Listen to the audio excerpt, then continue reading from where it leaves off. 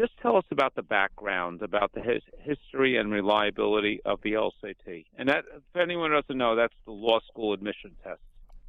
Yeah, sure. So the LSAT's been around since 1948. It's been the main and only law school admission test for that entire period until recently, when the GRE started making some inroads. But the LSAT has had many formats over the years. Now it's standardized since 1991 with three types of questions: logic games, logical reasoning, and reading comprehension.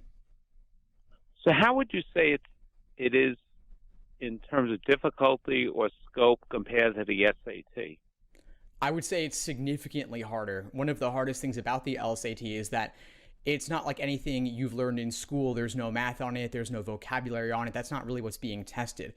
Instead, it's testing a way of thinking, your critical thinking skills, and also your short term working memory. So, a lot of times, applicants are kind of in for a rude awakening when they first encounter it. And this is to help you succeed in law school theoretically and for success as a lawyer. Exactly. It's the reason the LSAT is considered a valid and reliable admission test is that it has a strong correlation with first year law school grades. Interpreting arguments on the LSAT is very similar to interpreting fact patterns in law school itself. And of course, in legal reasoning, there is not necessarily one correct answer, but there are, different answers and gray areas and ambiguities. That is true. And I think that the fact patterns on the LSAT, they contain ambiguities themselves.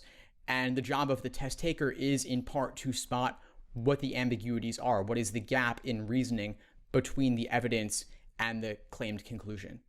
And that, of course, will help someone when they're a law student and an attorney in understanding the law and its ambiguities. Exactly. Yeah, I think that the LSAT, it's testing your ability to read extremely carefully.